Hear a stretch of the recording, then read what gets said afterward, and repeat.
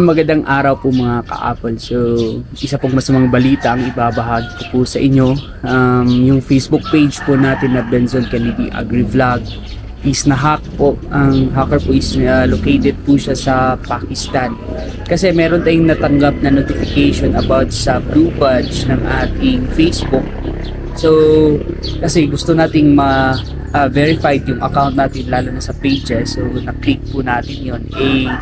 Ang nakita ko po sa mga vlogger sa ibang mga videos na isa po pala yung parang isang phishing na kung saan pag na-click nyo, although from Facebook po siya, pero pag na-click mo po yun is dadalhin ka sa ibang link and then kukunin yung ibang mga information.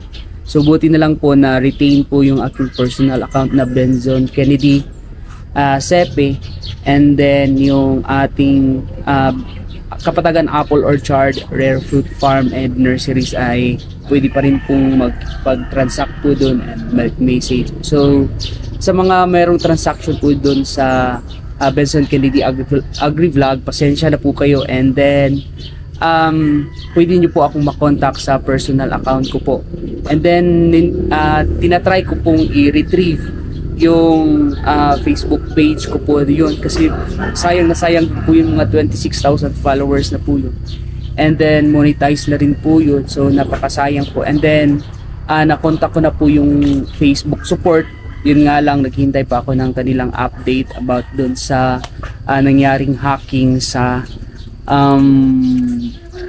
Facebook page ko po na Benson Kennedy Agri Vlog. So sa mga online content creator, so talagang dapat careful po tayo sa mga kiniklik po natin o kahit yung mga notification from Facebook. So dapat napaka careful po tayo. So ito po yung ating Apple ngayon na Benson Apple. So sayang nga lang at nahack yung ating Facebook page.